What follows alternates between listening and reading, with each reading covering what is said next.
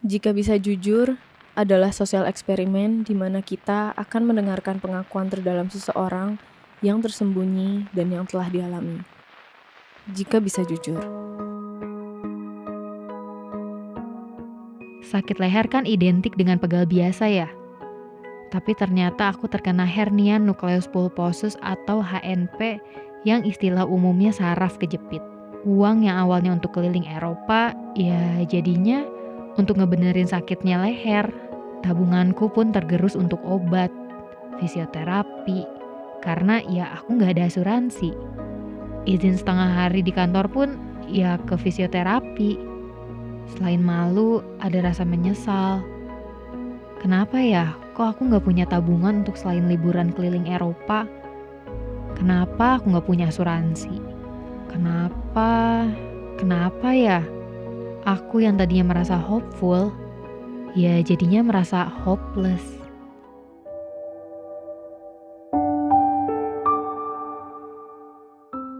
Itu kejadiannya beberapa bulan yang lalu. Terus posisinya punya asuransi tapi dari kantor. Nah, selama ini nggak pernah sadar kalau maksudnya asuransi ya udahlah kita hanya bayar karena memang itu sudah disediakan misalnya dari kantor. Sampai kejadian di mana kerjanya gila-gilaan. Kebetulan saya punya asma bronkus jadi sakit asma attack. Terus harus dilarikan ke rumah sakit karena sudah nggak bisa dikontrol oleh diri sendiri. Jadi pakai berbagai macam bantuan pernafasan pun juga belum bisa. Jadi harus benar-benar dirawat inap. Nah di saat itulah sebenarnya deg-degan gitu karena nggak tahu lagi nih harus apa gitu. Terus itu pun nggak sadar kalau sebenarnya diriku punya kartu asuransi sampai rumah sakit itu mensuggest kalau wah punya nggak asuransi. Terus mungkin kobok-kobok ternyata punya dan ingat. Nah dari situ terselamatkan banget ketika keluar dari rumah sakit ternyata tidak mengeluarkan biaya sama sekali sih. Jadi awalnya emang nggak pernah berpikir kayak wah akan se-impactful itu ya ternyata asuransi. Tapi lumayan ternyata ya gitu. Ada menurut gue ceritanya cukup relate sih dengan gue. Di usia yang mirip dengan dia, lalu banyak fokus ke kerjaan, lalu gue juga punya mimpi yang sama. Gue ingin traveling ke Europe, gue juga nabung, irit, dan gue juga ngumpulin teman-teman gue untuk ayo dong kita trip bareng gitu ke Europe. Dan suatu saat gue ngerasa perut gue tuh sering sakit. Gue pikir GERD, mah. Minum obat mah juga gak ngaruh. Akhirnya gue ke rumah sakit, lalu disarankan untuk coba deh medical check up gitu. Akhirnya gue coba medical check up yang akhirnya gue diagnosis kalau liver gue kena gitu.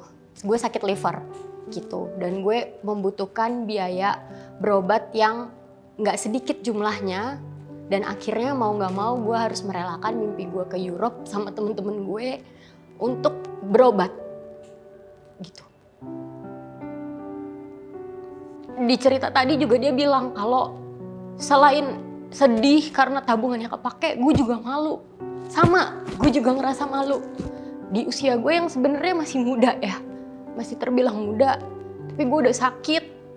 Lalu gue menghabiskan banyak uang, yang mana seharusnya uang itu bisa gue pakai untuk yang lain, tapi gue malah pakai untuk berobat gitu. Ada rasa malunya. Pada saat kita lagi ngerasa excited, gue suka banget travel dan gue sedikit lagi berhasil untuk pergi, untuk achieve that dream. Tapi ya udah musnah aja gitu. Semua uangnya kepake. Akhirnya sekarang ya syukurnya gue udah sembuh.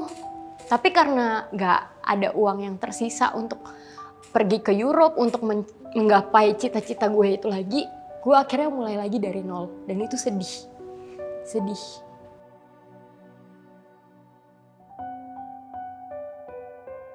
Mungkin gue pribadi akan belajar dari situasi yang telah gue alami.